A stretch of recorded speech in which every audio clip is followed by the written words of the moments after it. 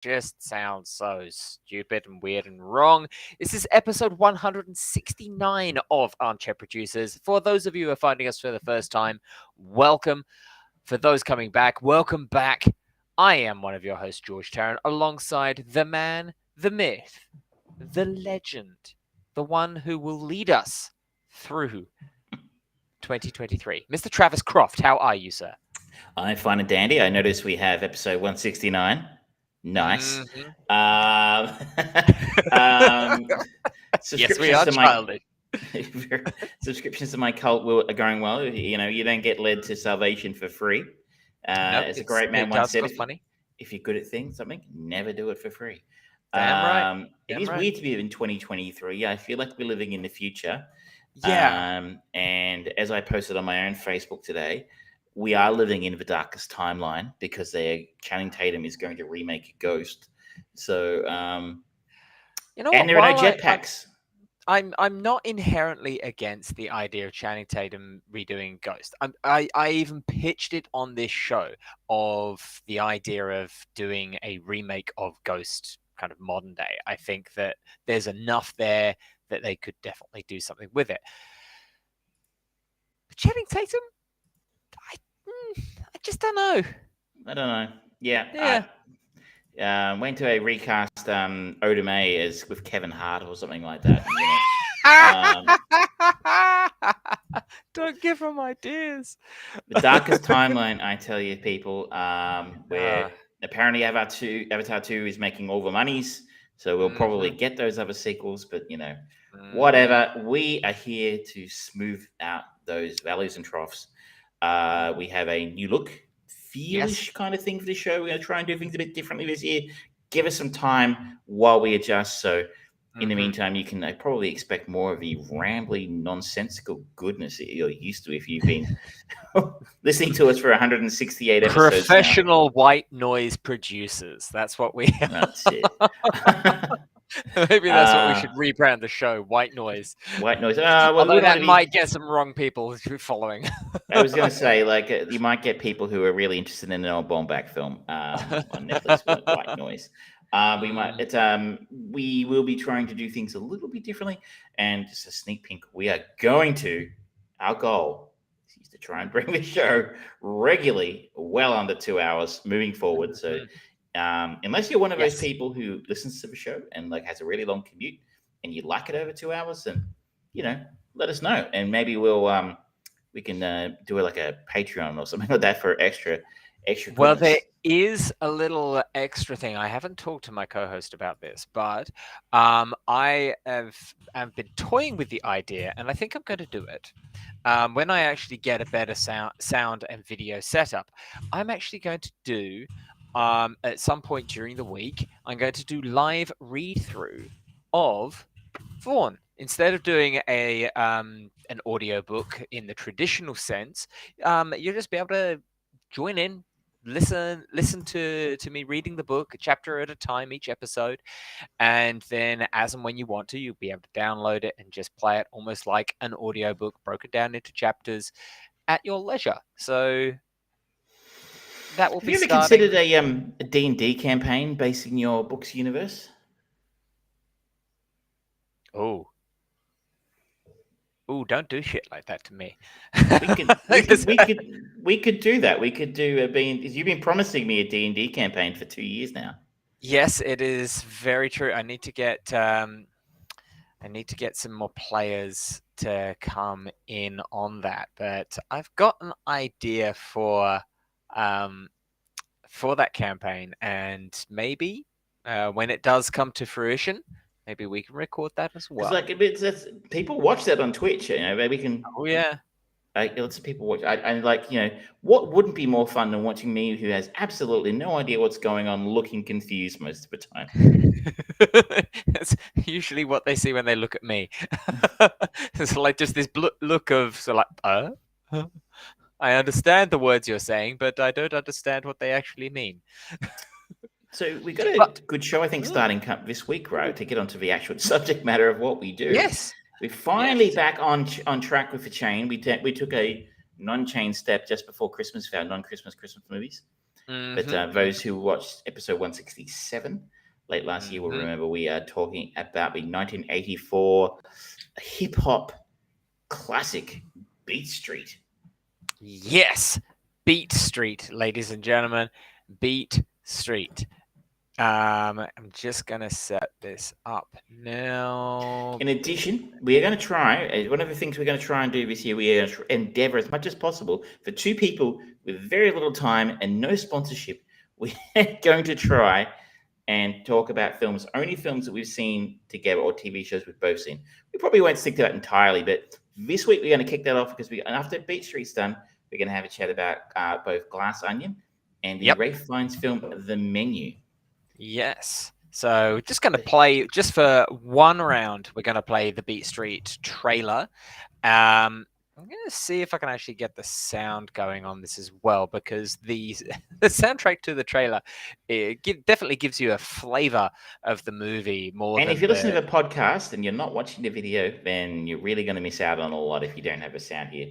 on the plus side. I mean, the soundtrack for the trailer does kind of just talk you through what you see in the trailer, so it's like an audiobook. But here we go. Here is the trailer for Beat Street. On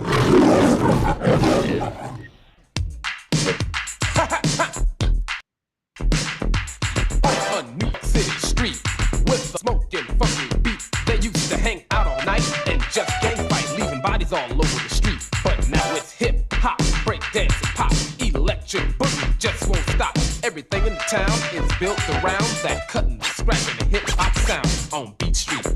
Beat Street. Kenny is a DJ known as Double K, and he says he's gonna make it someday on Beat Street. Beat Street. A creative innovator to his heart. His name is Raymond, and his specialty is art on Beat Street. Beat Street. Henry is a drummer and an ex-marine. As a strange singer, patience of the Beat Street scene on Beat Street. Beat Street. Music is a language understood, and the goal is to make it to Hollywood. Some tape it, play it, dance or spray it on the walls, on the halls, and some just say it on Beat Street. On Beat Street. Spinning on the sidewalk, trying to make a buck. Little brother Lee's gonna need a little luck. He's a breakdance spinner, contest winner, but just like the rest, he's looking for a break on Beat Street. Beat Street. If you don't know what hip hop is about, then stop, look, and listen and check this out. Beat Street. Beat Street. Beat Street. Beat Street. Beat Street. Beat Street. Beat Street. Beat Street. Play that beat. Funky beat.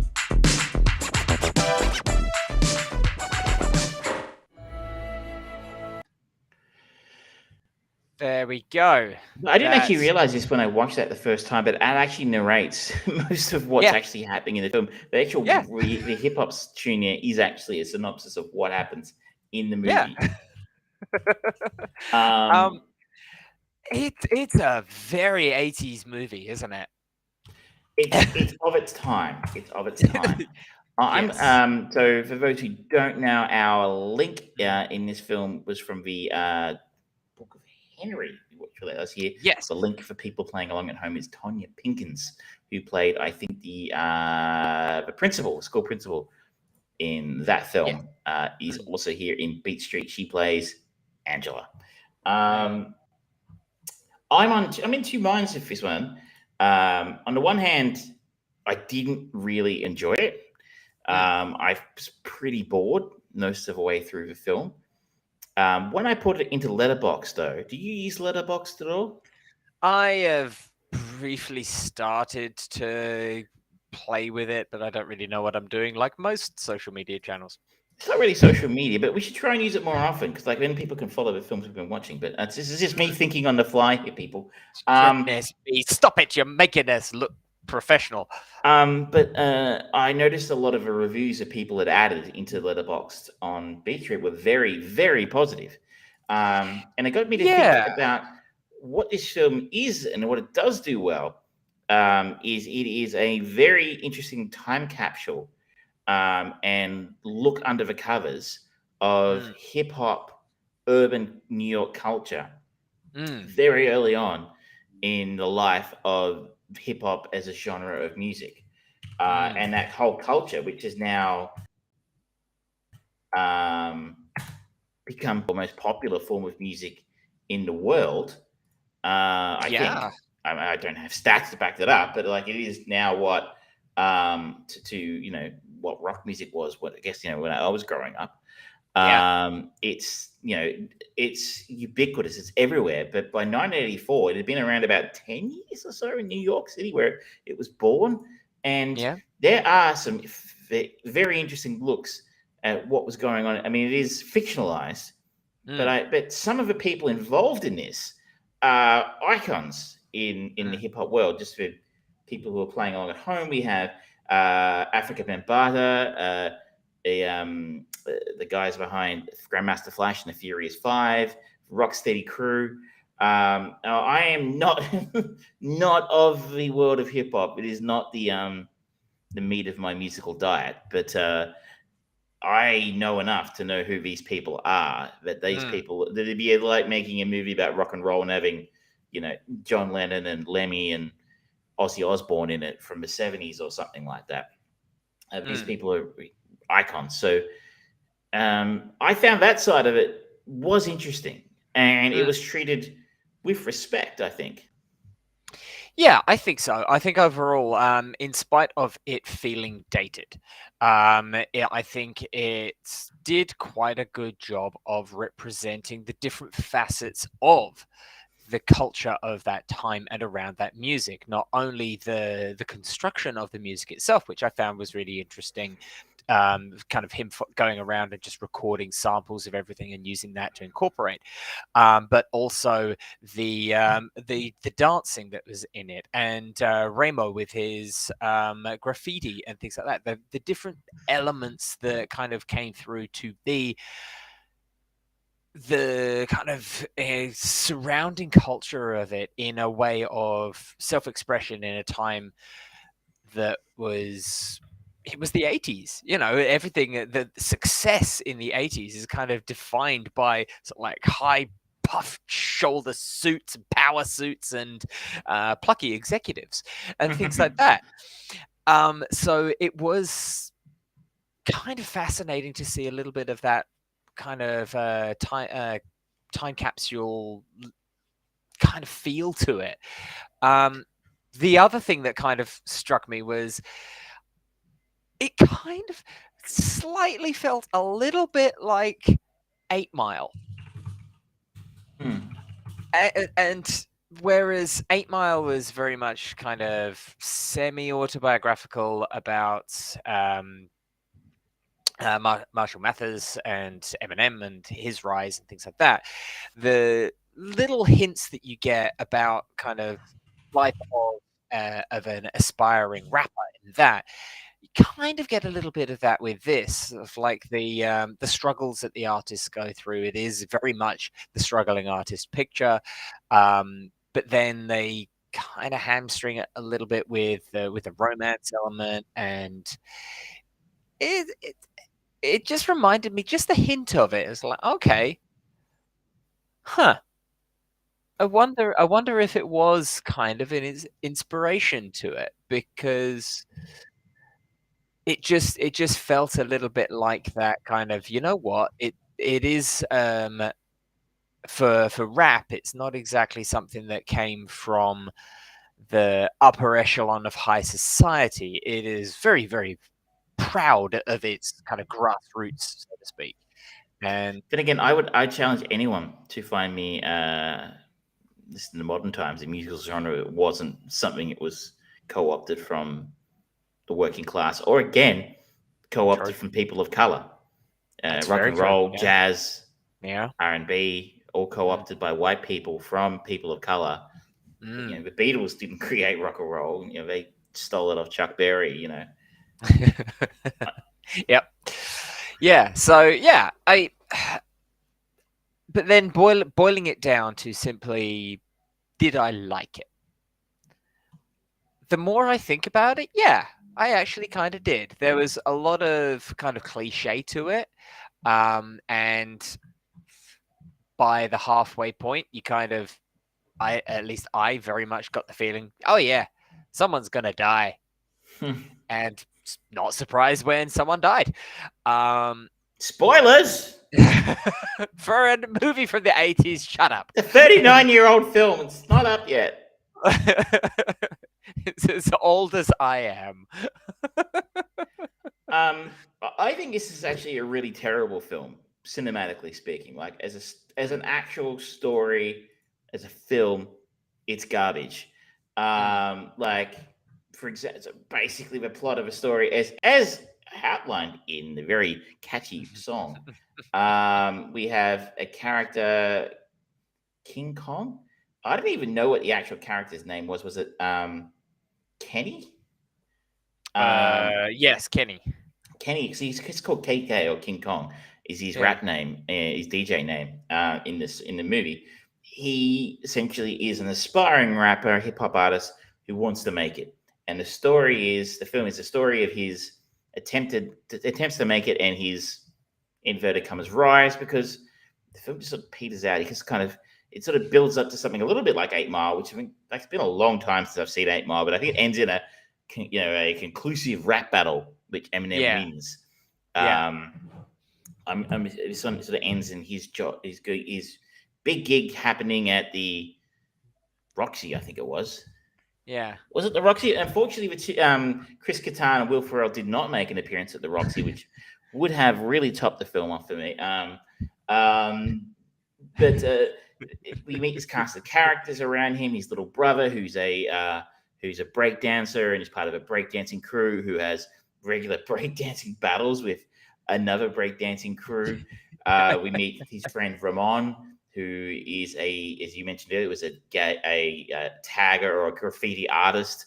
But I think this is trying to explore the very early parts of what became street art, for inverted commas, not just people tagging shit, but like actual graffiti art, something akin to what might have evolves one day into, the Banksys of a world. Or if you're here in Melbourne, there's a very famous lane here called Hosier Lane. They've got, it's basically a gallery of graffiti artists or street artists, if you want to put it that way, who do different. He calls them bombs in the film. I don't think I've ever heard it called that anymore, but they do different pieces on the wall every so often. So he did them on trains, though. And we sort of follow them through their journey of sort of doing low-level gigs and parties and clubs and stuff, and in derelict buildings even, before to try and get their name out there and impress enough people that they can sort of make it as proper hip-hop recording artists, which would have been very difficult at the time because, as it was said, the scene was nascent. The love interest you mentioned, which really gets ridiculous, is he meets Tracy, played by, I'd suggest, the biggest star in the movie in terms of acting, Ray Dawn Chong, who is some sort of composer, I think, who works at a very posh sort of art school of some description. Yeah, I couldn't quite work out what it was. I don't know if she was like a student composer or a teacher or what, but she seemed to be some kind of prodigy. It doesn't actually make it terribly clear what she is, but she meets Kenny at some of his gigs. They take a liking to each other after she tries to get his younger brother involved with the school and has him come down and do a breakdancing demonstration. And their mutual interest in music evolve into a romantic relationship. But some of the parts of his story just don't make sense. Like the scene involving Henry. Henry is the big white guy they meet in the basement while they're doing a gig in a derelict building. You sort of like he's banging on the walls or something, looking for somebody while they're doing a gig upstairs. And they have a very strange conversation about the person he's looking for not living there anymore because the landlord burnt the building down. And then he just becomes part of their gang. Of the crew. But if he's actually heavily, if you're not watching this live stream and you listen to the podcast later, go back and have a look at the trailers for this film. The tall, big white guy, Kenny, is featured a fair bit in those trailers. So I was kind of expecting him to be almost the voice of the audience, of the audience following it, through this new world of hip hop and graffiti. I agree. But I don't think he has another line after they meet him at the start of the film. He does eat a can. He does eat a can at one point. That settles people down. That learns them. Yeah, He breaks up a because fight by eating a can. yeah, I think he's like wasn't he ex soldier, and he was just kind of just banging along like drum style music to the rhythms, and yeah, he just kind of falls into He the just group, turns and up it's and he like, hangs out with him, and then okay, he's just nothing else happens with him. Like you introduce this yeah, new character, and you at least the other characters have something to do. You know, we've got the yeah, graffiti artist, which is a seminal part of his culture. We have the break dancer, which is again another important part of his culture. We've got the guy who wants to be his manager, who's hmm, negotiating for him, and that kind of makes sense. But this guy's just there yeah. sometimes. Um, It's you just, know, you got any food?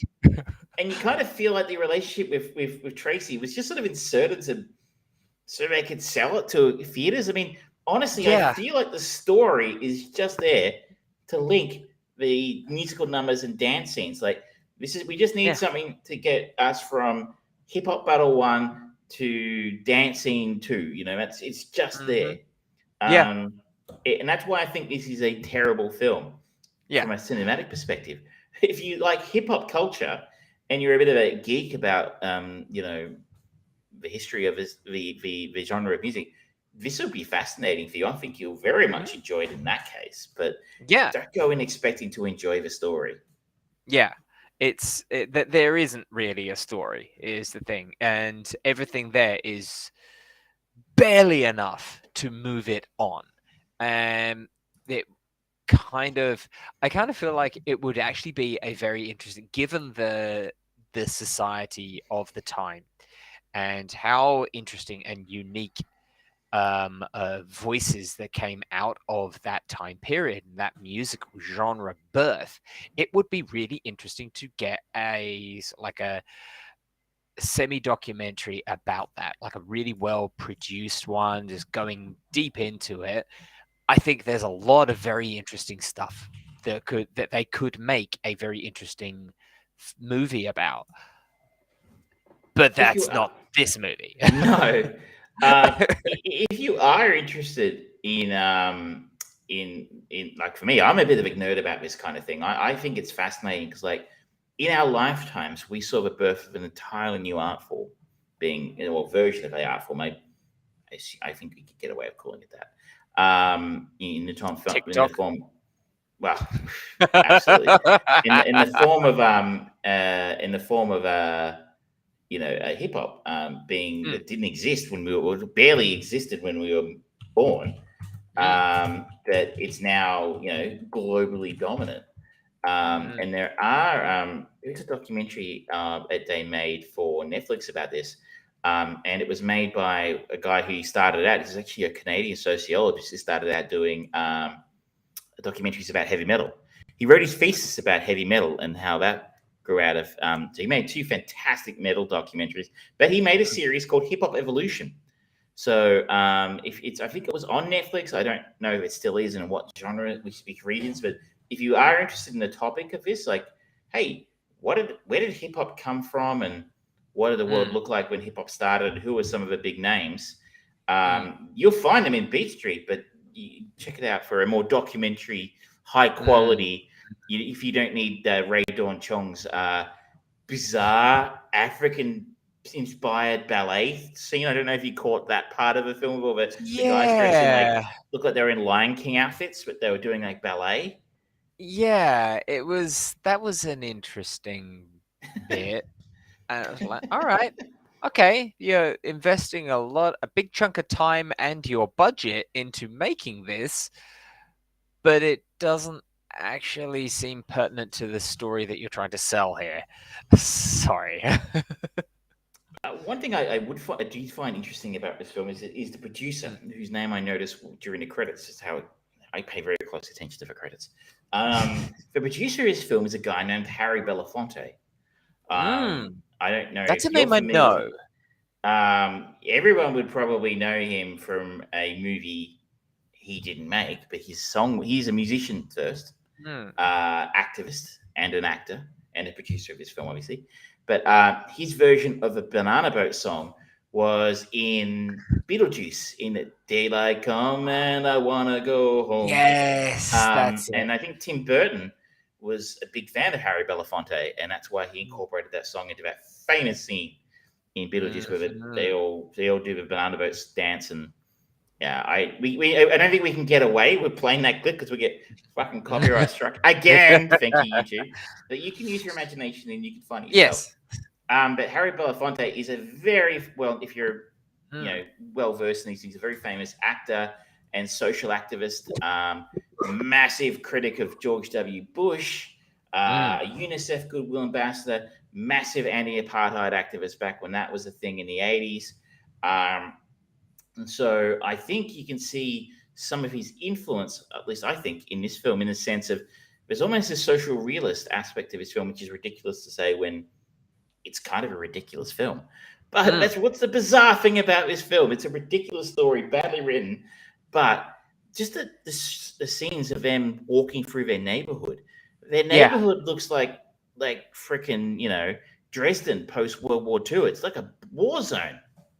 I got watching them walking through the streets and like going into the abandoned building to have their kind of just impromptu gig and things. It reminded me of the scenes where Withnail and I are walking around the streets of London in the 80s there as well. So like that just dejected Dresden's feel of there is no hope here kind of thing. It does feel and that whole line about, hey, the landlord's burnt this building down 5 times now. You sort of think, Yeah. why would a landlord burn his building down? I think there's some very obvious reasoning there. But Mhm. I think that is making a statement in this film about the world in which hip hop evolved from, these people grew up in, is not a good world. I mean, they keep going, oh, this is the Bronx. It's not New York City. Yeah. Last time I checked, that was part of New York City, but like I don't live there, so. Hey, them's fighting words to some people. But I mean, like, I don't know. If you go to the Bronx now, I guarantee you it doesn't look anything like that anymore. And No. all that empty block, the derelict block that they played their house party in, is probably occupied by millionaires now because, like, Yeah, it's uh, highly gentrified. incredibly gentrified. If you go back to say Coming to America, that famous scene where he goes to Queens, and it's one thing Queens has got a lot of, it's common parts. Not anymore. It doesn't. No. So it's. I think that's. I don't know if it's to Belafonte directly, but it doesn't surprise me that a film he was involved in is making those sort of observations about the world of Ronald Reagan's America. That it wasn't all morning in America and shiny suburban neighborhoods. This is what was happening in America's biggest city, and this is the world that these kids grew up in. And I thought that was one of the few parts of the film that really worked, that weren't in dancing or singing or rapping. Yeah.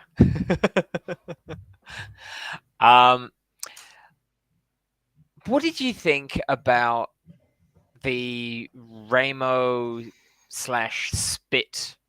rivalry and denouement, shall we say? Denouement. No, Yes, Mr. Frenchman. I'm using special words today. He's got all the best words. Look, I grew up in a working class neighborhood in the mean streets of Geelong. I think you're talking. They were mean streets for you, considering you're not a cat supporter. Well, yes. So they were deeply unsuccessful at the time, so it didn't really matter. But I just remember that that was still a thing. I mean, this is dating myself here. It was the late 80s, early 90s, but it was a thing that people, there were lots of graffiti artists who fancied themselves in Geelong.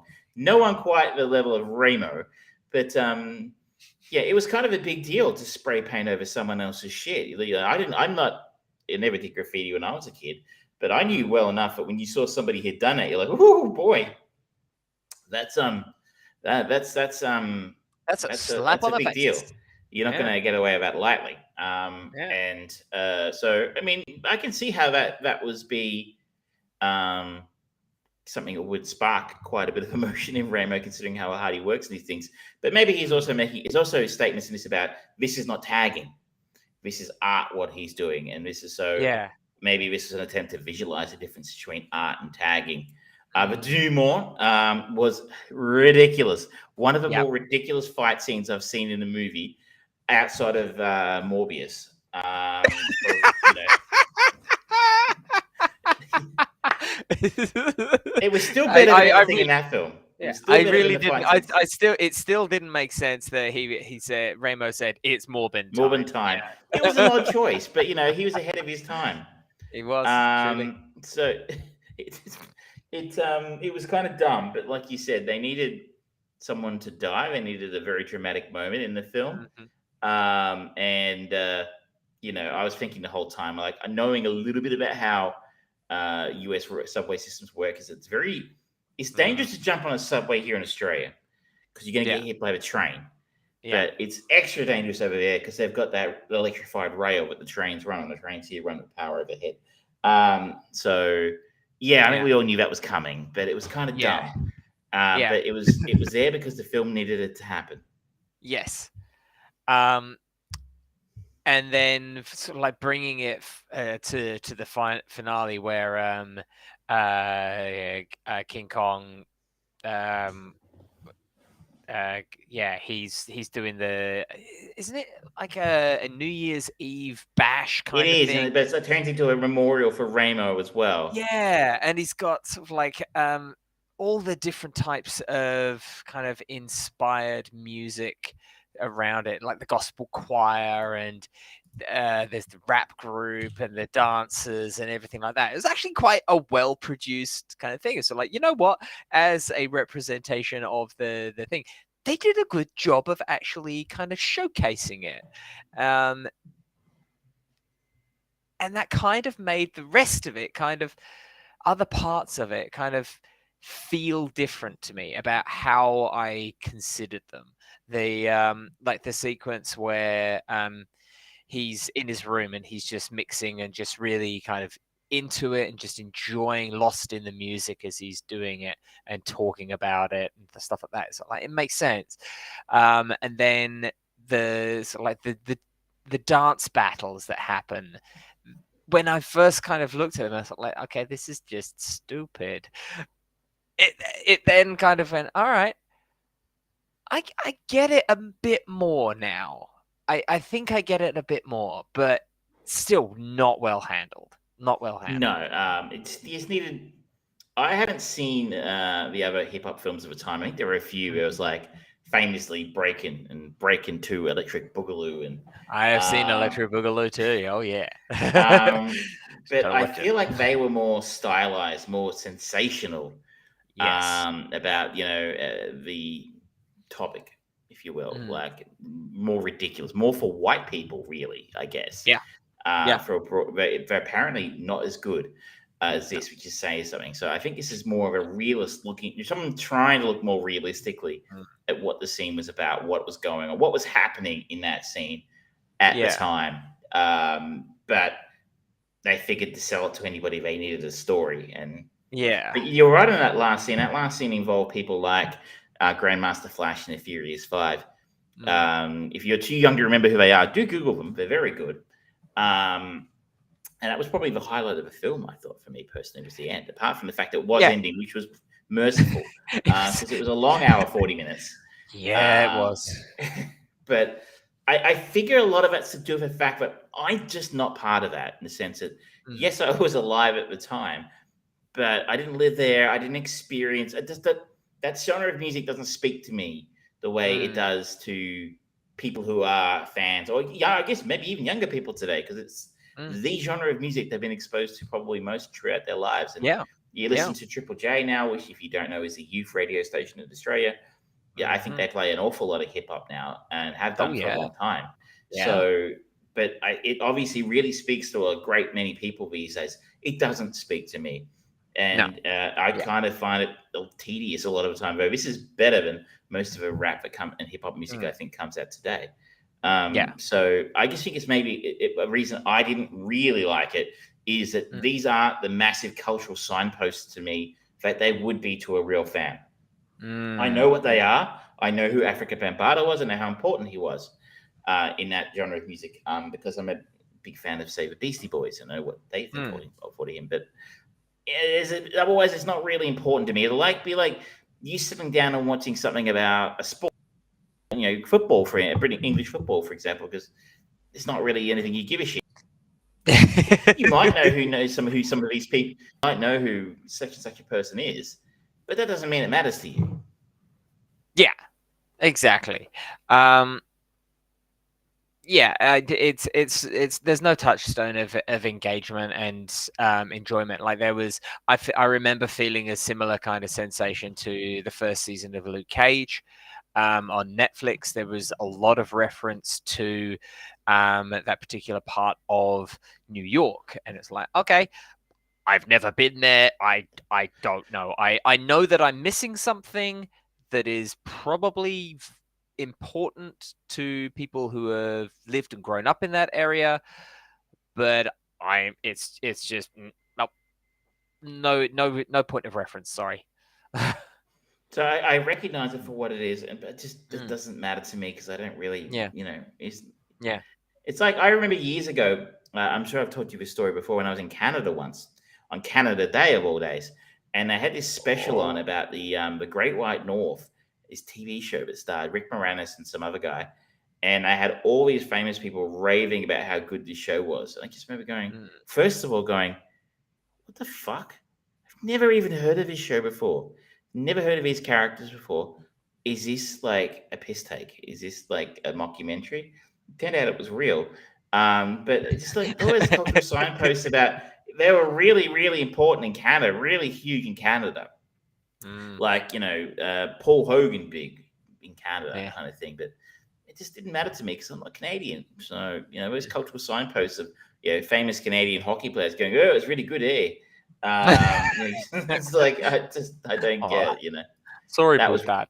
that was racist. It was. I think it was an interesting. I'm actually kind of glad I chose it because I think it was an interesting step away from what we normally do. Have you got anything more you'd like to say, or would you like? Otherwise, you have the keys. Nothing more. I will talk about where we're going, and we are going to follow Mary Alice, who played Nurse Margaret. Nope, that's who she plays in this extra movie. It was their mother, and she is probably certainly most recently famous for playing the Oracle in Matrix Revolutions, where she underwent a face change because the previous Oracle actor passed away. But yes, she is in the connecting movie, which I've never watched, and it is Awakenings, starring Robert De Niro and Robin Williams. And I figured, why not? I've not seen this movie before. Some people really, really talk high things about this thing. It's a bit of a biography, follows the victims of an encephalitis epidemic many years ago have been encephalitis. Thank you very much. Have been catatonic ever since, but now a new drug offers the prospect of reviving them. So I think it's another kind of change of pace for what we typically choose. And have you ever watched Awakenings? I have not. I always looked like a tearjerker to me. Really, really heavily sentimental. Which kind of Rob Williams did that a lot. He was good at making you cry when he wanted to. Directed by Penny Marshall, so very famous director. For those who don't have any point of reference, big, A League of Their Own. She was in Cagney and Lacey. Was she? Was she not? Or was it the other? Was that when she was in? She was in a TV show. Was it Laverne and Shirley? It was Laverne and Shirley. My bad. Oh shit! Yeah. Travis made a mistake. Unbelievable. Do not let him forget it, ladies and gentlemen. And it stars also Julie Kavner. Julie Kavner is the voice of Marge on The Simpsons. Yeah. It's one of those times where we actually get to see the actor's face for something that she did. that was a pointless statement there. Well, no, she doesn't like. You ever see interviews? She doesn't like showing her face when she does interviews about her Simpson stuff, which is a bit weird. That is a good call because I've never seen it. I always thought it looked like crap when I saw it on TV. It's like I don't want to see that. But it has got a 7.8 on IMDb, so it's a well-rated film, and it is a bit of a change of pace yet again, as you say. It's sort of that really sentimental style cinema was popular in the 80s and 90s. So, that's what we'll be checking out next week. What should we talk about now? Should we talk about? I reckon maybe it's a good time to slide sideways into the new Ryan Johnson film. Yes, Glass I remember Onion. a conversation with you I had probably a better part of 10 years ago in Apollo Bay. We were sitting outside a house that doubled as a seashell factory, a seashell museum, and may also have been the home of a serial killer. I can't confirm or deny the serial killer part, but it would not have surprised me because it didn't look like a bloody museum. No, it did not. It just looked like someone's house. And I think it was someone's house. We got a sign out. The other people come in and look at his seashell collection. Our respective partners at the time decided that was a good use of their time was to go to a seashell museum, and they went in. And you and I suggest wisely decided to wait in the car. Some may call us cowards, but not me. I call myself a smart. I call us iconoclasts. Some people see the words and say why. As a seashell, like someone's house, and say why not stay in the car. We had a conversation about your favorite filmmaker at that point in time. That would have been 2012, 2013ish. I'm guessing. Maybe even earlier. I can't remember exactly. No, it would have been about 2012. Yeah. Your answer was, and at the time, it was Ryan Johnson. And this is probably post Looper, I guess. Let me have a quick look at that one for you. This would have been just post Looper, yeah. So at that point in time, he would have basically had Brick, the Brothers Bloom, and Looper. So he was your favorite filmmaker at that point in time. Is he still your favorite filmmaker? He's one of my most interesting ones because he has definitely found the style that he wants. And when you look at movies like everything that he has done, with probably the exception of The Last Jedi, it has been his own creation that it is done. And he has played by his own rules, and there has always been a firm element of tongue-in-cheek for most of it. Brick is a hard-boiled detective story set in a high school about drug lords, and it's sort of like, okay, that's an interesting twist on the genre. And then Looper, time travel element of with a little bit of the mystery to it, and the whole point of solving it and trying to work out what's going on. The Brothers Bloom is a con movie, and not only is it quite a quintessential con movie in the sort of like twist on a twist on a twist kind of typicality that you'd get in those things. I'm thinking such classics as The Sting, for example. But there was more heart to it and an overriding sense of wanting to break out of the con for both parties of the Brothers Bloom for very different reasons. And it just stuck with me in an interesting way. The Last Jedi, I still maintain, has got a lot of really great elements to it. It's not a Star Wars movie, though. It's not what Star Wars fans wanted. It is very good evidence as to why you should always have a damn plan when you're trying to make a movie, let alone a trilogy of movies. Have a plan. So if and when one creative team steps off and a new one steps in, they kind of go, "Oh, I see what you are doing. Those are my toys to play with. Let's do this," rather than, "Nah, throw it out and start again," and then do exactly the same thing for number 3. And then came Knives Out. Murder mystery, who done it, the sort of like fireplace sitting room reveal, everything that you could possibly want, with Daniel Craig putting on a fantastic performance as Benoit Blanc. Rave reviews all around, rightfully so, fantastic. Next thing we know, he is making a sequel, Glass Onion, a Knives Out story. He did not want the Knives Out part included, did but not. he had to, and he got paid a metric shit ton of money to do this by Netflix.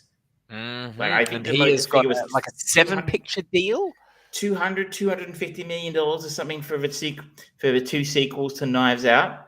And this came out just after Christmas, I think, here in Australia, from memory. Boxing Day. What did you make of it? I overall like it. It is not as good as Knives Out, but at the same time, it is very much a finger in the eye to people expecting Knives Out again, because every single thing about it, especially the end, where it has now been sort of like lampoons, like, "Oh, it's so dumb, it's stupid." No, it's just stupid. That is it. That is it, and it sums it up perfectly. It is almost like a fucking prank of a movie on the audience. And whilst I think they did it well, they delivered an interesting story because of great performances and the ability of Rian Johnson to be able to just keep the story going. It goes back to a lot of problems that I had with She-Hulk, where it was sort of like, fuck you, audience. We're not going to do anything. We're going to keep on showing you and telling you all the things that we know you want, but we're not going to do it. That's not good.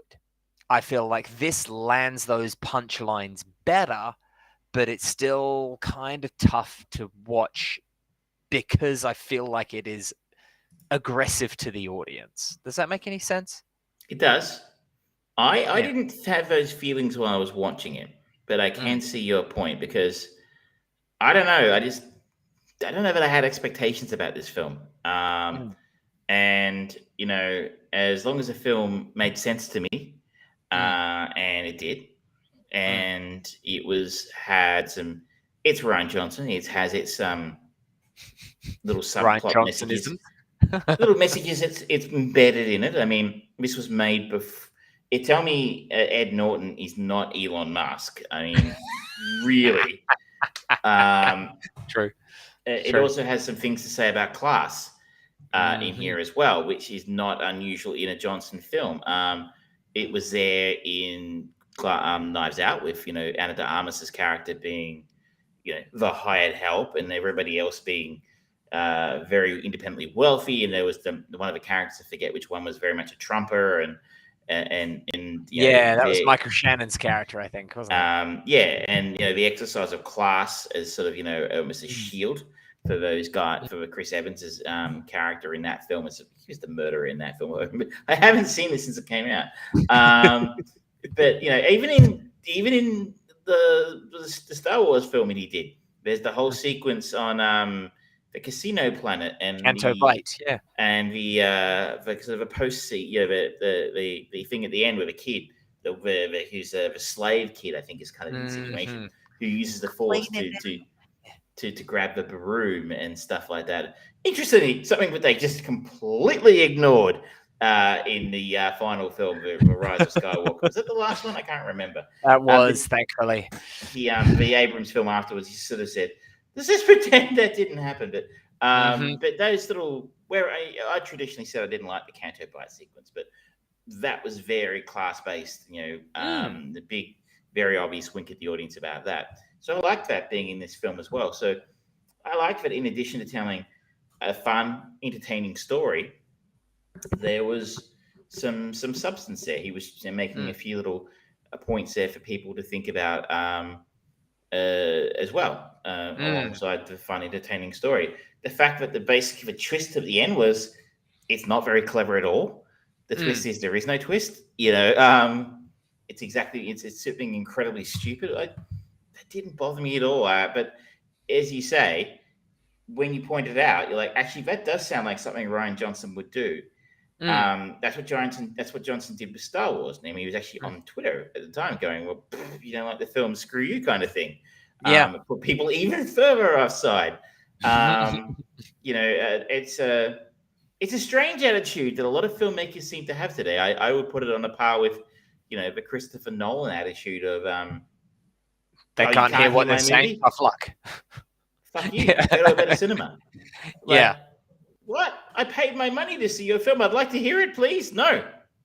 And Johnson sort of going, "Oh, you're expecting something big and clever at the end. Yeah, I don't feel like doing it. Fuck you."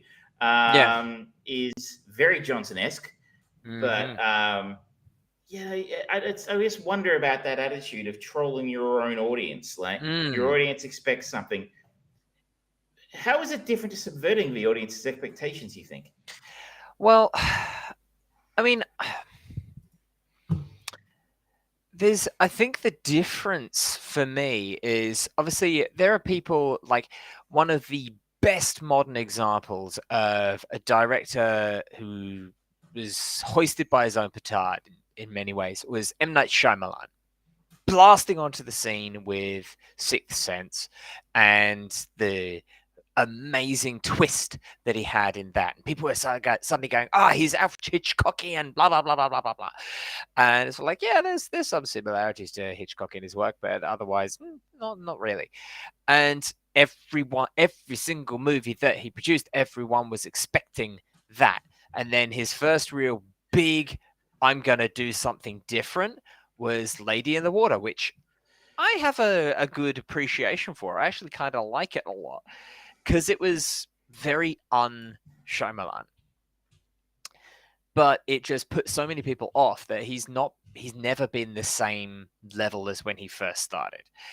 And I feel sorry for that because he has got talent when he's working with the right people. Subverting your audience expectations is kind of, I don't know if there's really a particular director that does it entirely successfully. The closest that I can think of is Tarantino in how he genre jumps from one to another, but his style is Tarantino. I don't think he subverts expectations at all. I mean, if you're watching Once Upon a Time in Hollywood, probably the first 2/3 of a film subverts expectation. Maybe I'm wrong, because no one expects you to just be a hangout movie, driving around, LA doing cool shit, looking cool. But then you get the third act, which is what we always expect from Tarantino. Yeah, so it's even then. It's like, yes, there are directors who will jump from genre to genre and have success in that, but it's still very much there. It's like, it's a so-and-so movie. I know what I'm getting. Like, audience, if you can think of any directors who have been able to just kind of undercut like that, maybe the closest is some of the comedy directors like Adam McKay, for example, when you think of Anchorman versus some of the more serious stuff that he's done. That is a very big stylistic difference there, and there's very little of old McKay. Todd Phillips, for example, with Joker. I mean, that was probably not it was certainly not what we expected for a guy who was, again, best known for the Hangover movies, if I'm not mistaken.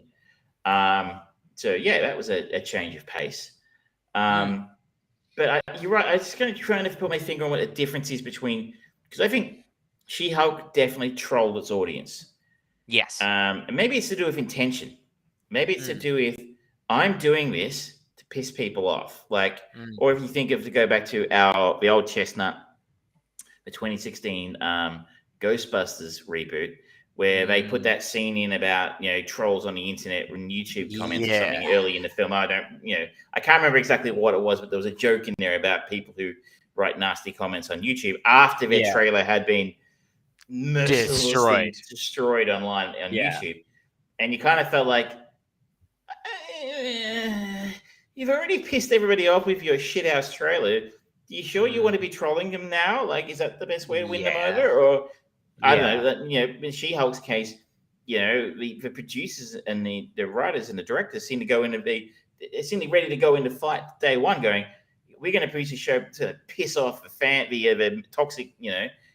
Yeah. I'm like, but could you produce? What about the rest of your fans? Could you just produce a really good show, and that would show, wouldn't it? That'll learn them.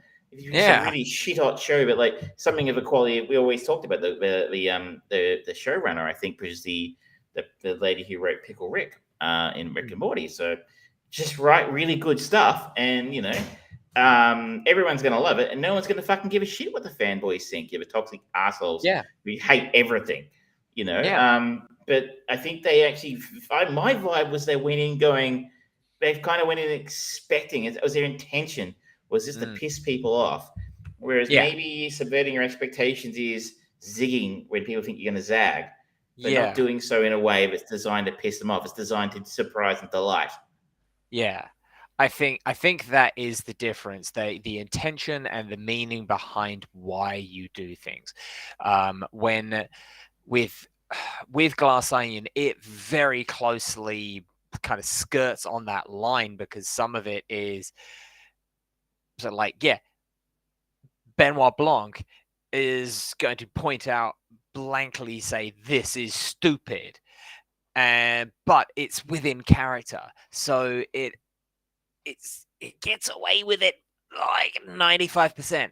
Whereas when in She-Hulk, it's like, oh, we're going to talk to Kevin and we're going to talk about all of this and this and this and this and this, and we're still not even going to deliver an interesting ending to the show. It's like you can feel them just kind of going, fuck you, fuck you, fuck you. It's like, you do realize that you spent millions of dollars being a troll, not creating something compelling. You were just trolling people, which is not going to placate them. It's not going to calm anybody down. It's not going to satisfy. You are just adding shit to shit. It's bad. Sorry to keep knocking on She-Hulk, but it's the most it's not what we're here to example. talk about, but it's an obvious example. I mean, I certainly didn't get that vibe from this film. I certainly didn't find myself thinking he's taking the piss, because the conclusion is it's fucking stupid. I was looking for something smart that in the end, the answer is it's ridiculous and stupid. So we've gone a long way and we've done the thing we always do. I assume most people know what it's about by now. Famed Southern detective Benoit Blanc travels to Greece for his latest case. We have a fantastic cast here. Edward Norton is Miles Bron, who is Elon Musk in every other name.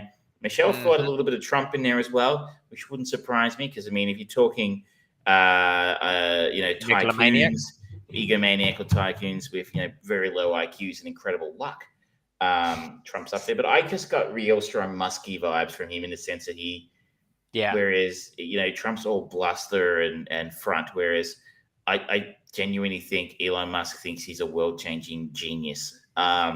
Which, I mean, obviously Trump probably has said that at some point as well. I am always a very stable genius. But yeah, he's reminding me more of Elon Musk than he did, and I think and it is perfect timing, considering this is written and probably shot all before he bought Twitter and became a troll in chief. We have Kate Hudson as Bertie J, who is an influencer and fashionista with her own sweat activewear line, who believes sweatshops are where sweatpants are made, which is correct. But not in the way she thinks it is.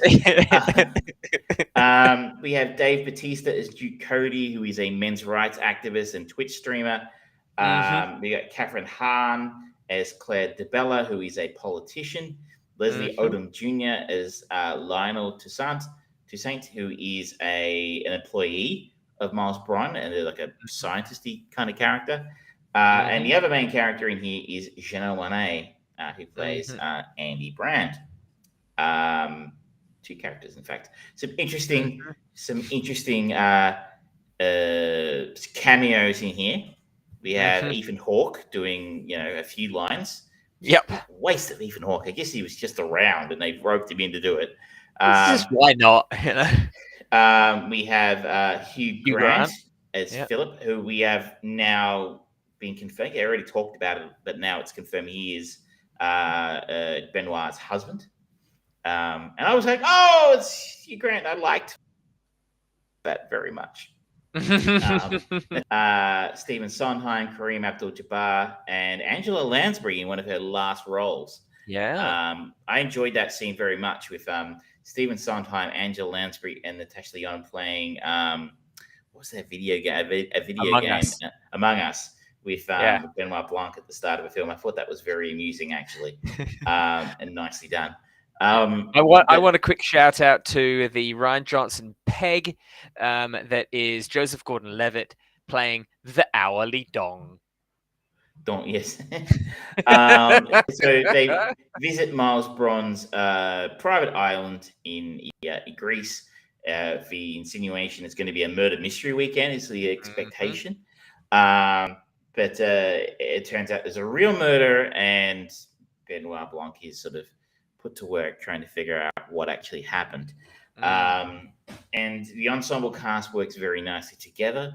We ignore the comments, whether or not you think the storyline is laughing at you or laughing with you. It's usually you to make up your own mind. I thought the ensemble was fantastic. I thought everybody was in tip-top form.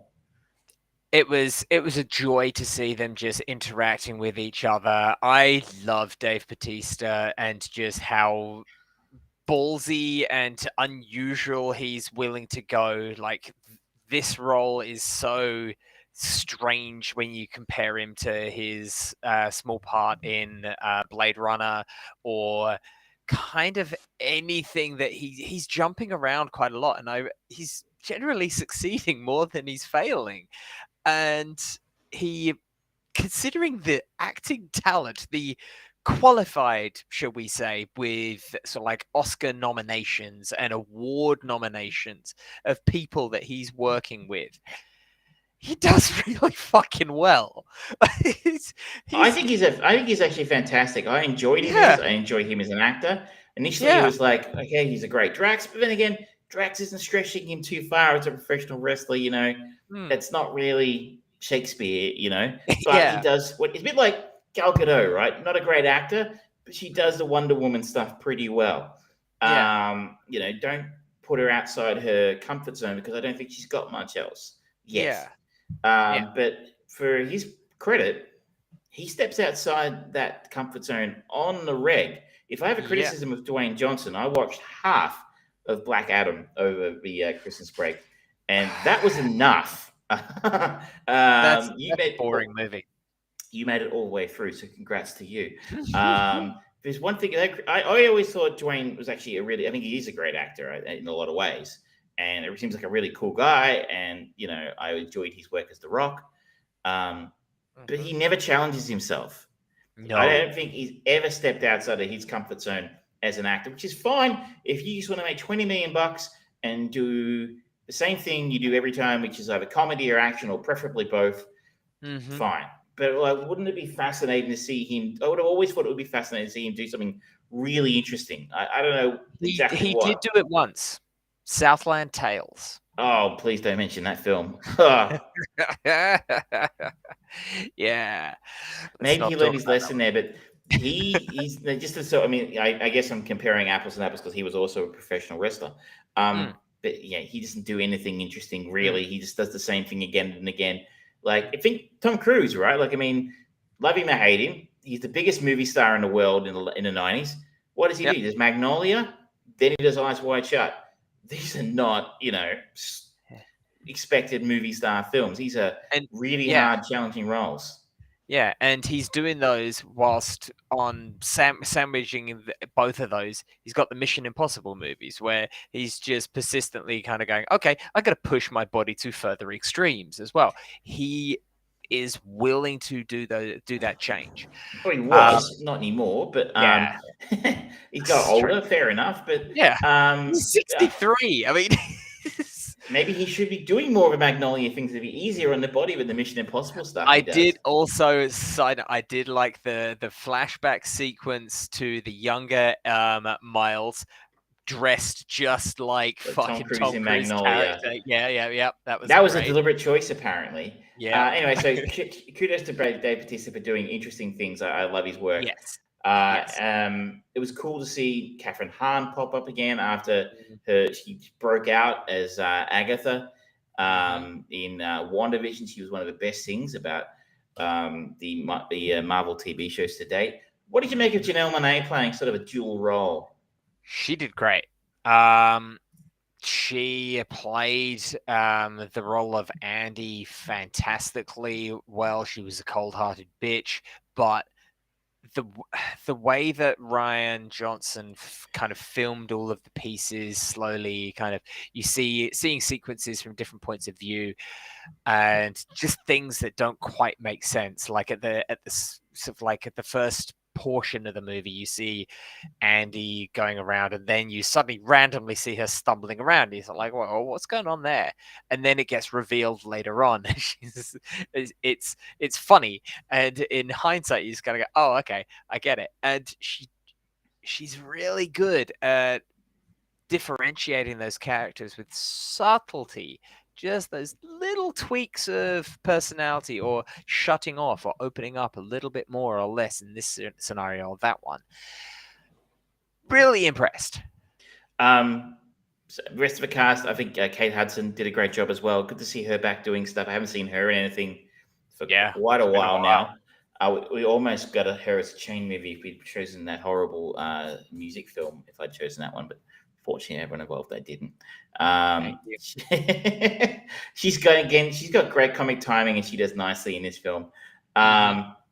I just I remember with you, I don't think this is as good as the first one. Mm.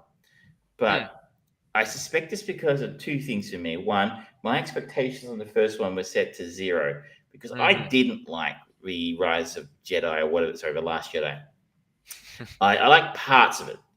I think there are ideas in there, like probably less than you, but I thought Mhm. it veered wildly from startling genius, moments of genius, through to moments of like, what the fuck is that? You know, a film that has the Holdo maneuver and Mary Poppins, Princess Leia in the same film. So you know, I was just I really walked away from that not liking it until I saw the next one, which made me like it more. I went into Knives Out going, Ryan Johnson, I don't know if he's for me because I didn't love Looper and Mm. I didn't like the Brothers Bloom very much. So I Mm. was a bit like, maybe he's just not for me. And I loved Knives Out. I thought it was Mhm. wonderful. And it was such a subversion of expectations. I didn't expect anything. And I enjoyed it immensely. I'd only ever seen Daniel Craig, I think, in Bond films, and to see him having so much fun with a role, it was Mhm. wonderful. So coming into this, my expectations were much higher, having loved the first one, and it was pretty good. It was just that I kind of went in expecting it to be pretty good, so it didn't blow my mind quite as much as the first one. But I don't think it should devalue the fact that this is a very enjoyable, Mhm. 2 hours, 20 minutes of fun. Really, it's a bit of Yeah. who done it fun. It's the kind of movie that nobody else seems to be making at the moment. Yeah. I whilst I have my reservations about some of the pieces, like I've said, I still really enjoyed it, and I love Benoit Blanc as a character. I think he's great. I think that this movie and how he is just persistently frustrated with how stupid these highly successful people are around him just um informs on his character more. And it would be, I can kind of imagine what the traditional third part of this Benoit Blanc trilogy would be, where it'll be a murder mystery that is being orchestrated by his arch rival or something like that. That's what it would be. And then it would somehow tie to it being Benoit's sister or brother or uncle from a third cousin or something like that. I don't know. That's right. I said uncle from a third cousin.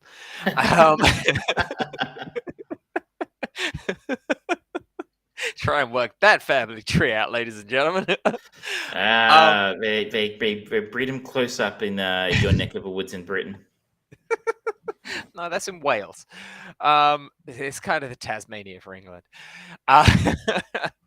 But I don't think that that's what's going to happen in the next one, because Rian Johnson permanently wants you to guess what's going to happen in his movies. That's what he likes to do. That, you know, the notion of running out of fuel was not something that anyone considered in Star Wars until suddenly he thought, you know what, that is a legitimate thing, and I can use that to build narrative. He overused it, but still, he's going to point out those little things. Like going back to Tom Cruise and Mission Impossible, one of the things that Brad Bird wanted to do in Mission Impossible Ghost Nation was see all of the gadgets and things either break or fail repeatedly in some way, shape, or form, and that informs the narrative, because it makes the missions more impossible, for one thing, and it adds that little bit of brevity to it, because we've all had scenarios where shit goes wrong. And so suddenly having this movie where Benoit Blanc is just surrounded by people who he automatically, his initial thought, the public appearance of all of these people is they are some of the best, brightest people in the world, and then it's like, wow, they're all fucking what? Everyone's had that moment, and this movie just builds on the character of Benoit Blanc in such a good way that whatever they do next, we know Benoit Blanc more, and he can be put into literally any scenario now, and we are going to enjoy it, because he's proven himself to be very smart in the first movie, and he's proven himself to be no one's fool in this one. So Rian Johnson has cleverly created two stories for this character to just flesh him out to the point where it's like, you know what? I can literally put Benoit Blanc into any movie that I want. It doesn't even have to be a fucking murder mystery at this point. And that is impressive. Let's just hope they avoid the desire to do some sort of stupid crossover or something. Oh, people still keep on talking about those Muppet movies crossovers. No, just no. But if they did, they would have to go the Michael Caine route, where Michael Caine treated the Muppets like actors, and that would work. Because there was a wonderful meme that goes around as like, Muppets Christmas Carol works because Michael Caine treated the Muppets like actors. Muppets Treasure Island worked because Tim Curry. Is it Tim Curry? No, I've never seen that one. Fuck. He played Pennywise. Yes, that's Tim Curry. Yes, Tim Curry. That movie worked because he played a Muppet with the Muppets. And they just kind of fit themselves to whatever it was. And they could, in theory, do it, I think. I think they've developed the character of Benoit so well that it can happen. But introducing Hugh Grant as the husband, I think that suggests that they want to just open the world up a little bit more. But at the same time, the amount of just cameos and name drops, the Jeremy Renner hot sauce and things like that, there's no holds barred for what happens next. And that is the Rian Johnson trick. And he has full freedom to do it because he's already got Netflix's money. So So if you haven't checked it out, it's on Netflix. I think it did a very short cinema run before it went to Netflix. Who knows if it'll do that again? I think they did that to try and get an awards nomination. I think so. Yeah. I don't know if it's going to do it. It might get a Best Picture nod because they get 10 of them, but that doesn't really mean much anymore. Speaking of Best Picture nods, I would not be surprised if our next film gets a Best Picture nod. And that is the Ralph Fiennes, Anya Taylor-Joy horror mystery thing menu. Yeah. Let me just pull up the trailer for that for people who have not seen it. Okay.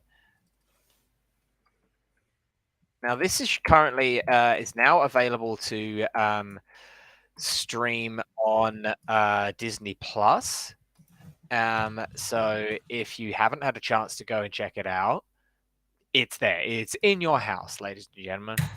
But here is the trailer for the menu.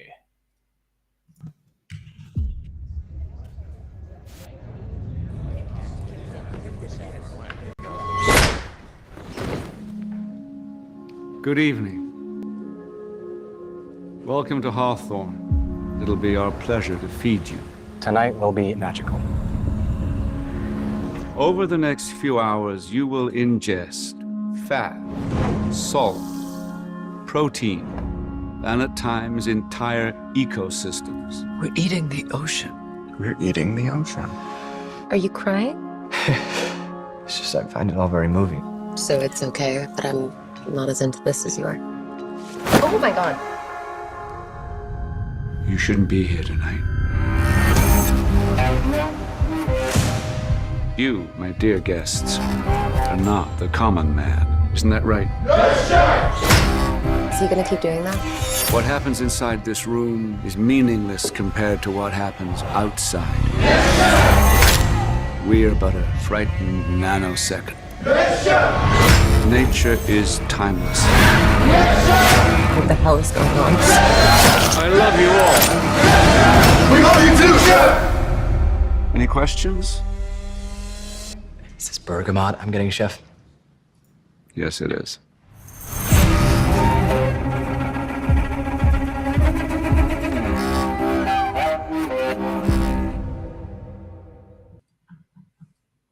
There we go.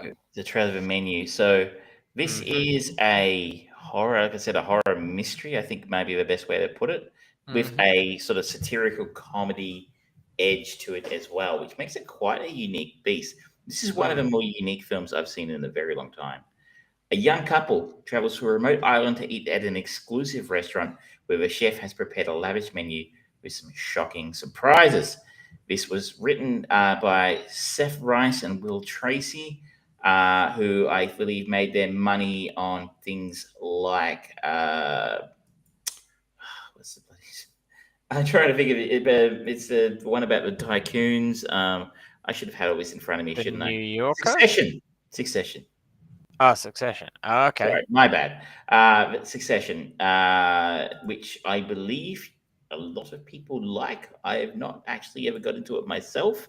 Okay. He's directed by Mark Mylod, who is also made his name doing television, Game of Thrones, Succession, Shameless. So this, I think, is one of his first forays into features. Stars, as I sort of noted before, Ralph Fiennes plays the somewhat mercurial celebrity chef who runs the restaurant. We've got Nicholas Hoult, who is Tyler, who is one of our sort of protagonists, who is the diner, and we have his date for the restaurant, Anya Taylor-Joy, playing Margot. Probably the other really recognizable face you'll see in here is John Leguizamo, who plays the character movie star. Is that movie star spelled Johnny Depp? Because there's so many Johnny Depp references and just sensibilities of the way that he dressed and shit. Character does have a name in the film. Like, I don't remember what it is, but he's just credited as movie star. You might also know Richard Burney and Judith Light done a fair bit of TV work, but you will not. I don't know. I wouldn't recognize those names. So apart from your big name stars, there, it's a cast made of character actors. Yeah. What did you make of the menu? I liked the first 2/3 of it. I liked the subtle little bits of comedy that were put through it. As someone who has spent 23 years in customer service and customer relations, the the some of the intentions behind the chef and the cook staff, and I very much empathize with in some ways. But I feel like there were too many holes that weren't well enough explained, and too many stretches for me to just enjoy it all the way through. I loved how it ended, but there's one big piece of information that is not shown or not explained well enough for You're me going to need to put the spoiler warning up because I need to know what you're talking about. And I'm sorry, ladies and gentlemen, everyone else in between the other side, you're going to have to pair with us here now because I'm curious to know what he's talking about because I didn't notice any. And this film, the thing about this film for me is how some films you walk in, like I completely forgot that I watched half of Black Adam until tonight. Like it completely gone from my memory until I started talking about Dwayne Johnson. But this film stayed with me for days. So I'm very curious to hear what George has to say. So if you don't want to know anything about the film, spoilers are incoming. To me, they didn't explain how he brainwashed his whole staff to be in the same willingness to kill and die. But it was not well enough explained for me. And then it's by the end, the final speech before they present their s'more menu, and the kind of peace that is shown on the patrons' faces as they kind of just accept their fate. It's like, okay, yeah, there's charisma there, and he's very good at telling a story, but I don't buy it. I'll pay the last one. I had that thought to myself as well. So if you stay with us through the spoilers, maybe you've seen it, maybe you won't see it, and you just want to hear us talk about it. So it turns out the chef and his staff have decided that this dinner will be their last, and they will be taking all the diners down with them. And so it's like a giant bit of suicide by them. And here's where social satire comes in with the it's noted there in the trailer, like, you are not the common people. The people who can afford it, this restaurant have taken all the joy out of it. They the leeches on society, and so this is like their semi-futile statement to say something about what these people have done with their lives, but to this point where they deserve to be treated like this, where they are stabbed and beaten and and in the end set on fire. So I didn't have a problem with the idea of what his staff had decided to do, in the sense that the staff, there was that one line from one of the staff who is watching the food critic when the food critic's trying to get her to let her go, says, "I can help you start your own restaurant." That's where one of his staff says, "Actually, it was my idea to kill everyone." So for me, that sort of let me know that everybody was kind of on the same page. I don't know that he had to do a lot of convincing. In it, as you would know, being somebody who's worked in the service industry, and that's actually a great line where Ray Fiennes sort of recognizes that in Anya Taylor-Joy's Margot, that she says, you sort of smell the smoke. You've been someone who's worked in the service industry yourself. In that she, well, we're doing full spoiler. She is a prostitute. But I just assume that anyone who's worked in food service for long enough, it wouldn't be a massive leap to say, "Hey, did you kill some people? I am interested." But you're right. If somebody had decided to put a marshmallow coat on me and a chocolate hat, and then set the room on fire so that I would become a human s'more with that, I haven't had hot chocolate melted on my head recently. but I imagine that would hurt. It's a wee bit stingy Um, and goopy. So you're right. That I will pay that. But that last scene where everybody calmly sits there and accepts their fate of I'm going to die in here, whilst the room is set on fire and they are literally having melting chocolate pour over their faces, which would be incredibly painful. And I don't think there wasn't actually a great deal of screaming or pain or Yeah. anything expressed. I don't know what the director was going for with that point, but even if it just had a scene where they tied them to their chairs first, that scene probably would have worked better. I mean, for me, the only justification for their kind of willingness is that they're almost too stupid to realize in the way that we talked about the stupidity of the Miles character in Glass Onion. This is like, oh, this is the ultimate representation of art and food, and I am a part of it. Isn't this is such a wonderful experience? But even then, they didn't do enough to put that through as what they were intending to go for. And so it just kind of left me feeling very like, all right. I kind of feel like I missed a important piece there or something, just something. But there we go. Shall we remove spoiler warning?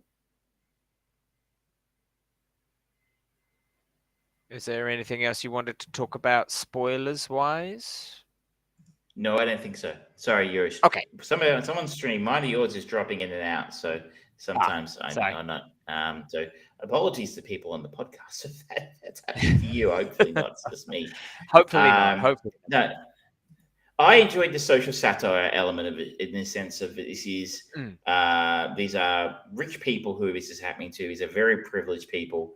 These are people who have lived pretty questionable lives to this point in time.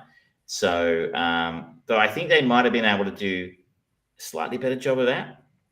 On the whole, though, I enjoyed the questions about class that the filmmakers were making there, and the points they had to make about people who go so deep into something that they pull all the joy out of it.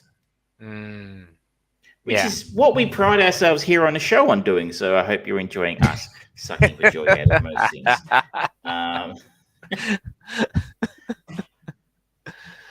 I kind of felt like the characters, whilst the patrons for the restaurant, whilst assholes and obviously doing bad things, it's sort of like, are they really that bad? Like, they were able to gather lots of information, and like the sequence with the tortilla wraps being laser printed with sort of like documentation and things like that. It's sort of like, that was really cool.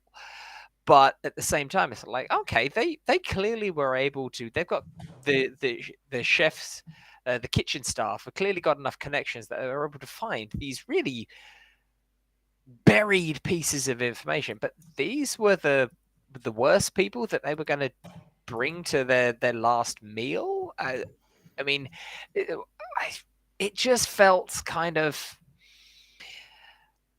like, all right, yeah, they're dicks and they've done bad shit, but why did they target all of these people? I mean, there was a lot of connection to the owner of the restaurant and stuff, and how he was kind of like sort of like an angel investor for the restaurant and stuff like that. It's like, okay, so it's personal. You haven't really gone into that enough to make that the crux that you're hanging on, and especially when the line you said of their other chef saying, "Oh, it's my idea."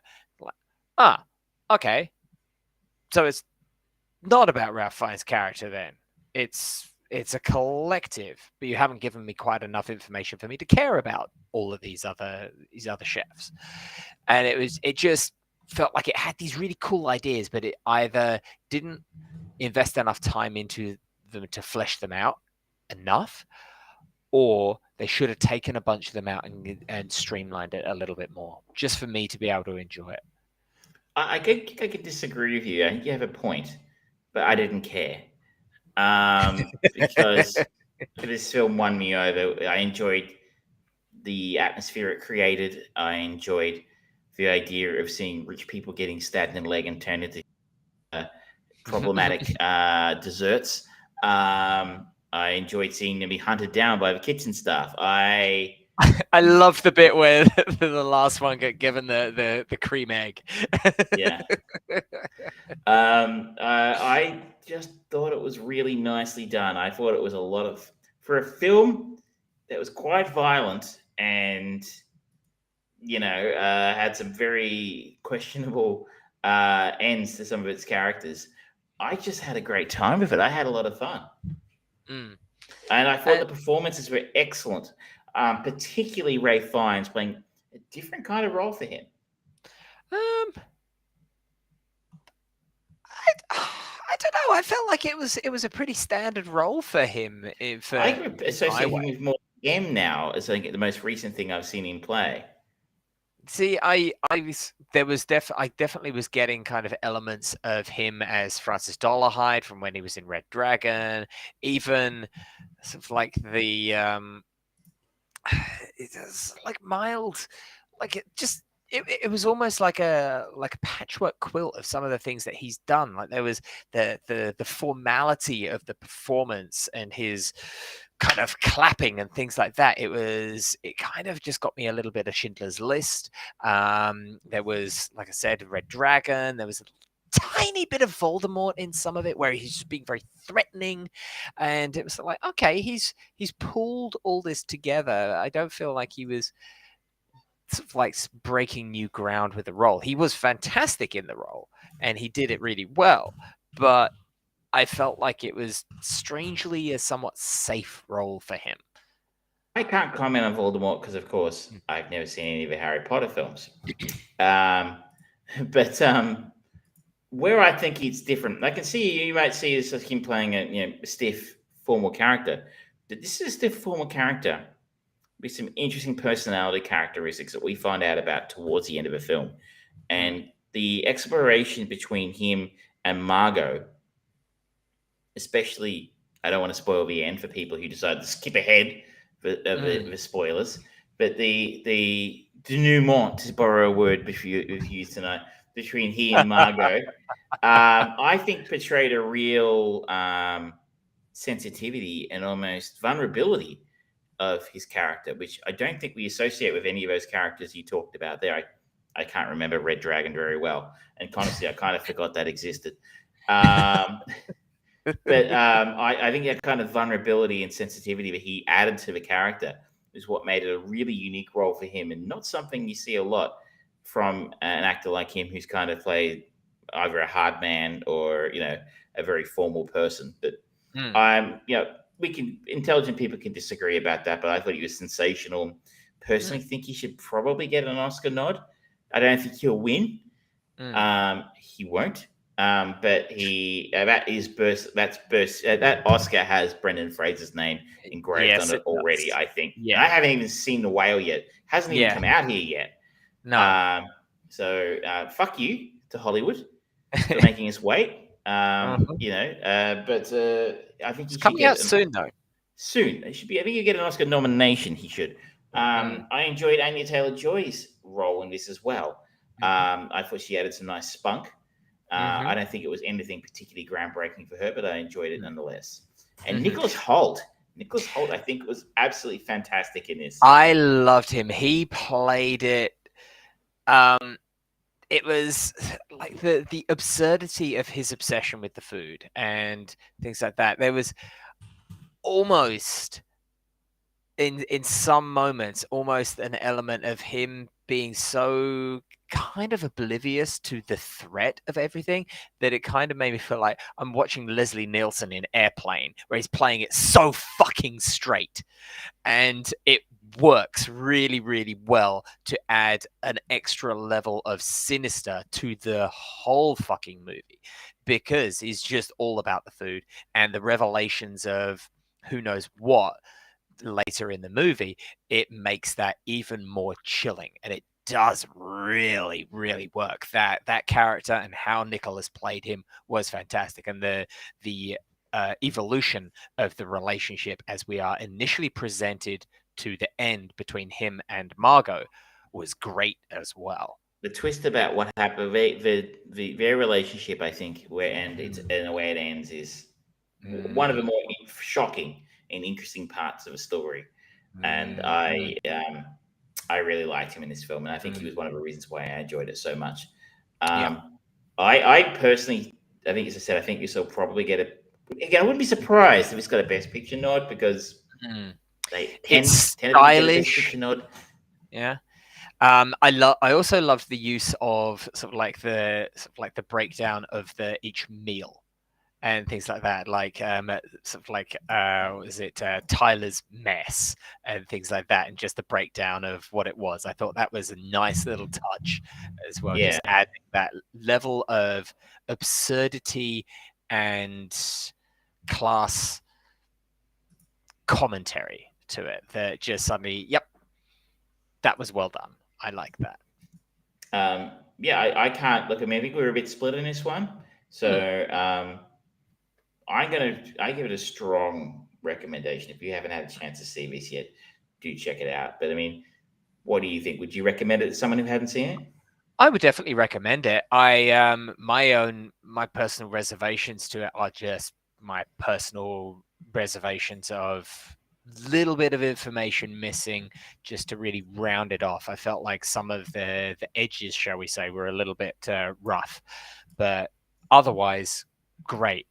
The comedy elements of it really landed. The sinister notion of it really landed. The performances were strong. It looked stunning, like it was beautifully shot. There was more than a passing resemblance to the way that it was shot with the food and with the brutality to Hannibal, the TV show. And that was expertly done. And the fact that they did that in this movie as well really showed that they were considering every level of the production of this. So they did a really good job. It's just that it was missing something for me to say, yeah, that was great. So there you go. That's a pretty high quality couple of films we recommended there. And you got two we would say. You've got Glass Onion available now on Netflix. And you've got the menu now available to you on Disney. Because when you think about murder and fancy restaurants, you think Disney. It is true. Now, should we end the show there? Try and get I think so. Habit of getting below the 2-hour mark. I'm going to say we got 5 minutes. Yeah, we're getting there. We're going to try and go super fast. But I'm going to introduce a quick segment. We are going to call Binge, Browse, Bone, and we're going to do fast money here. So this is Marry, Fuck, Kill for TV. So I'm going to try stick to this for TV shows. So I'm going to give this, and this one because I want to keep it super sharp. If we can, just go through in here's a couple of quick 30 seconds each on a TV show we've enjoyed over the last 3 weeks we've been off the air. If you've come across any, and obviously for those who are uninitiated, Binge is pretty obvious. Browse, we'll come back for more later. A bit like I said about the prototype. What's the prototype of the Peripheral? Yes. Bone would be, it's She-Hulk material. Though interestingly, George does sometimes put his Browse material in the Bone box, which is his own. I'm going to start and say Binge. That is The Bear. The Bear is a TV show that is winning. Won actor at the Golden Globes last week. The Bear is available in Australia on Disney Plus. It is based in a restaurant. A young chef from the fine dining world returns to Chicago to run his family's sandwich shop. Stars Jeremy Allen White as the character of Carmen or Kami, and it's about him coming from a restaurant very much like the one in the menu, Michelin starred, to running a family-run sandwich shop after his brother commits suicide, and it's in Philadelphia. And he struggles to ingratiate himself with an existing team, with his customers, and at the same time trying to save a business that is deeply in the red.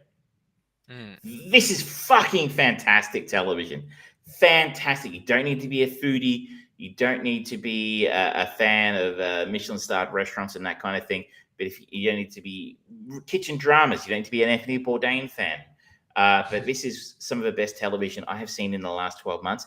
This is sensational television. Brilliant drama, brilliant acting, and the cliffhanger it leaves it on at the end of season 1 means that I found one of those moments where you're like, fuck you, I have to wait a year to see what happens next.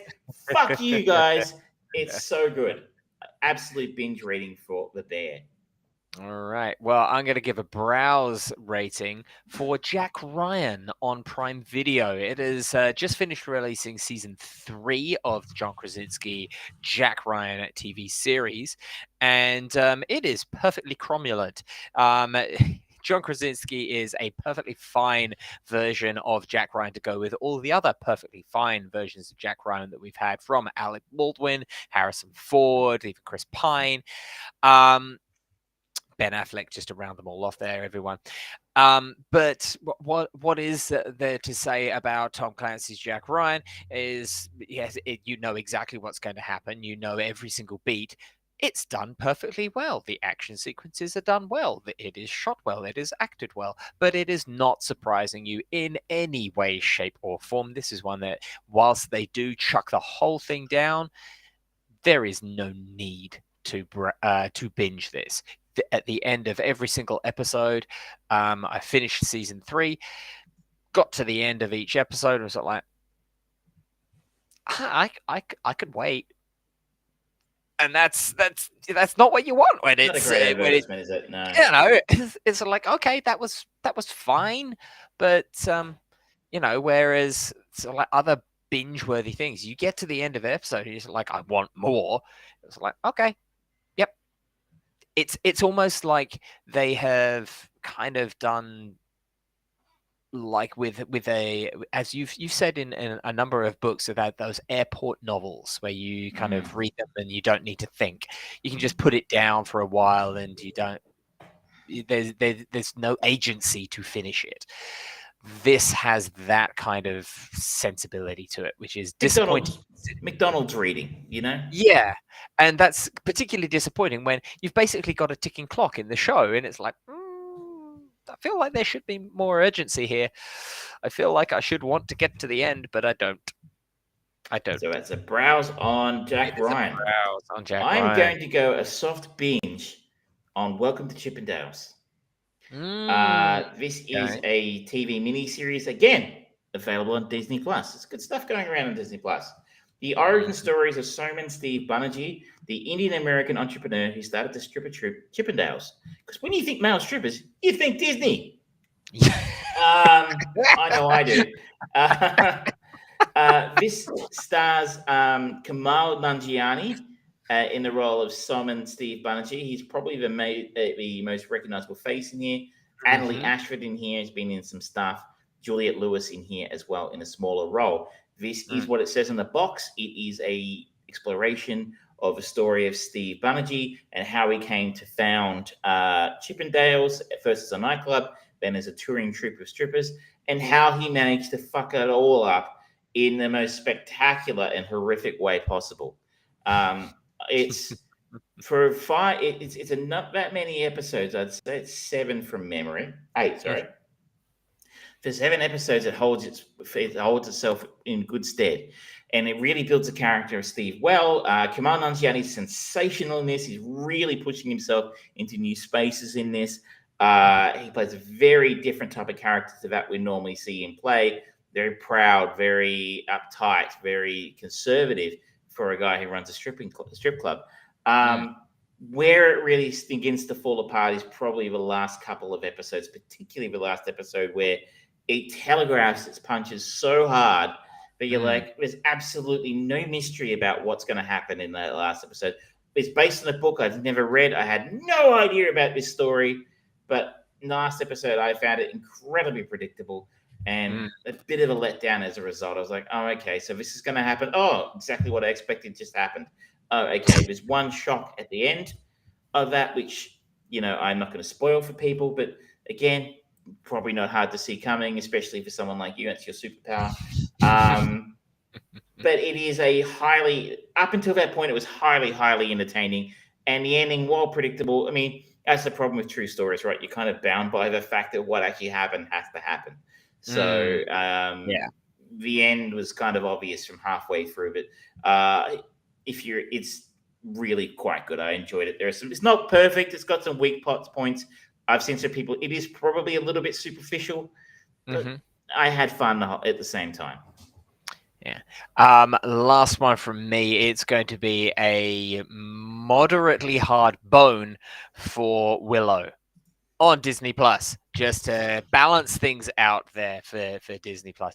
I started off by rather enjoying Willow when it first started out. It did a fairly good job of recapturing the youthful alternative kind of feel of a fantasy movie from the Val Kilmer starring I say Val Kilmer starring.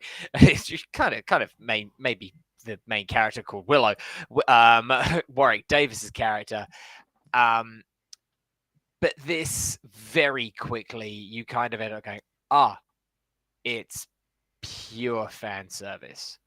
And they are actually telling nothing new or original here. Oh God, how is it only 8 episodes and I feel like I've been watching this for 6 years? Oh no. And Warwick Davis, God bless him, but he is one of the worst things in this show. The writing of it is really bad. It's Jonathan Kasdan, which I think he's actually the son of Lawrence Kasdan, who is one of the kind of legends of Hollywood, considering he wrote Raiders of the Lost Ark, for example. It's disappointing in so many levels. There's some interesting visual production value going on, but everything around it is so... It's almost to the point of the CW levels of, no, just no. It's not good. That's disappointing, but not surprising. Yeah.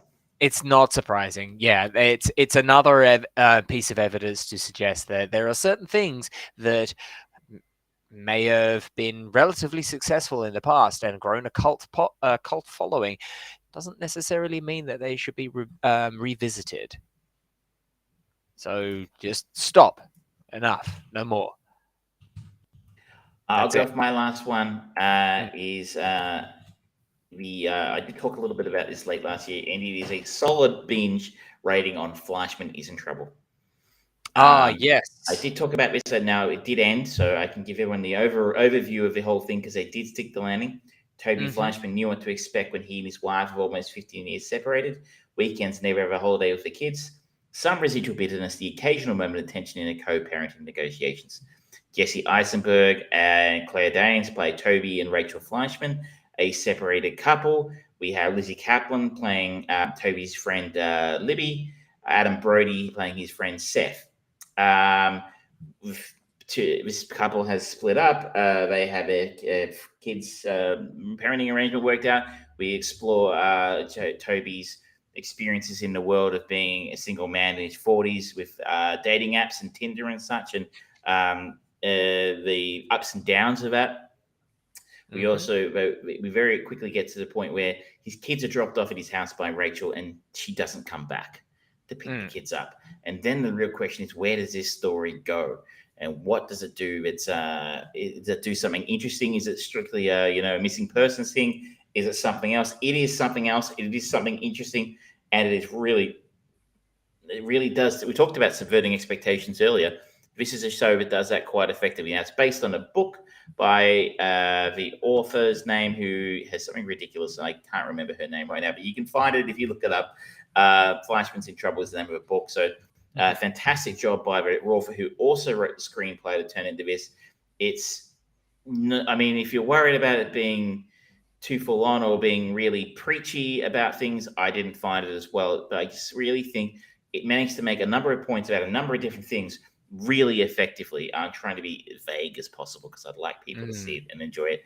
This is available in Australia on Disney Plus. So Goodness me. I really cannot recommend this one strong enough. This is probably okay. If you put me on put a gun to my head, I'd choose The Bear over this. But this is really fantastic television. Great storytelling, great acting. Strong binge recommendation there. Fantastic. That has been Binge, Browse, Bone for the first time on Armchair Producers, ladies and gentlemen. We'll try and bring that back every week because I think it's a pretty good little quick roundup. That has been our show, folks. We got in 10 minutes under. That's a start. That's a start, people. We're whittling it down. This week we had our return of the chain movie with Beat Street. We are following that on to Awakenings, and that for next week's show. We talked about Glass Onion. We talked about The Menu. We had Binge, Browse, Bone, and what else did we talk about? Is that it? I think that was it. Yeah. Yeah, that was it. All right, look at that. All right. Well, on that confused note by the host, thank you so much, ladies and gentlemen. Don't forget, you can follow us on Facebook at Armchair Producers, facebook.com/Armchair Producers, youtube.com/The Fried Brain, at The Fried Brain on Twitter, at Evil Trav on Twitter, at The Fried Brain on I've already done Twitter, twitch.tv/Armchair Producers. We stream it about 7:30 every Wednesday. If you have any recommendations for a movie that you think we should watch or a TV show, please let us know. Jump into the chat, leave us a message.